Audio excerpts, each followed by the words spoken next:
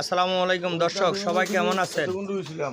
আমাদের বড় ভাই এই যে দেখেন আমির ভাই, আমির পাটোয়ারি, এই যে আমাদের মেয়র আবুল খায়ের পাটোয়ারির ভাতিজা আমির পাটোয়ারি, এই যে দেখেন তার মাথার চুল ফালাই দিছে, মানে অতিরিক্ত গরমের কারণে ভাইয়ের সমস্যা হইতেছে, তাই ভাইয়ে সুন্নতের কাজ করছে, সুন্নত পালন করছে।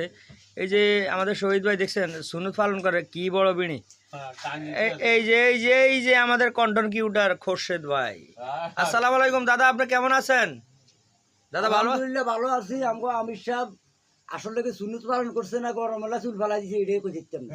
এটা হলো বড় জিনিস। এটা এখনো পার নাই না। আচ্ছা আচ্ছা আচ্ছা, কি ভাই আপনি কিছু বলবেন দর্শকদের উদ্দেশ্যে?